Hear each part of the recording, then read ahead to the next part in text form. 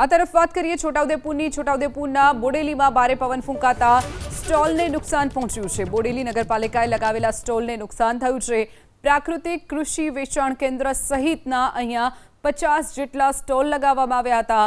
અચાનક ભારે પવન ફૂંકાતા મંડપ અને તેનો સામાન વેરવિખેર થઈ ગયો છે। સ્ટોલના માલિકો પોતાનો સામાન પણ બચાવી ન શક્યા હોવાનો પણ અહીંયા ગાઢ સર્જાયો હતો। જે દ્રશ્યો આપ જોઈ રહ્યા છો, પવન એટલો જોરદાર ફૂંકાયો કે જે સ્ટોલ લગાવવામાં આવ્યા હતા તે પણ ઉડી ગયા હતા। તો ભારે પવન ફૂંકાતા જે નગરપાલિકા દ્વારા જે સ્ટોલ લગાવવામાં આવ્યા હતા, લગભગ 50 કરતાં પણ વધુ જે પ્રાકૃતિક કૃષિ વેચાણ કેન્દ્ર ઊભું કરવામાં આવ્યું હતું તેના સ્ટોલ ઉડી ગયા હતા। તેમાં રાખેલી જે વસ્તુઓ હતી તે પણ ઉડી ગઈ હોવાની ઘટના બની છે।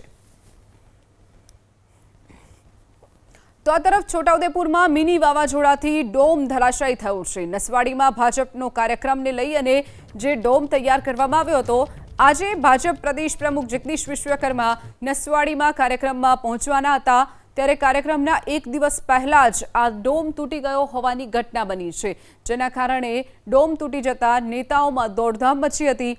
આજે ભાજપના જે અધ્યક્ષ છે, પ્રદેશ પ્રમુખ છે જગદીશ વિશ્વકર્મા, તેઓ આજે છોટાઉદેપુરના નસવાડીમાં મુલાકાતે પહોંચવાના હતા, જેની માટે એક ખાસ ડોમ તૈયાર કરવામાં આવ્યો હતો। મિની વાવાઝોડાની અસર તેના ઉપર પણ થતી જોવા મળી। મિની વાવાઝોડું આવતા જ આ ડોમ તૂટી જવાની ઘટના બની છે।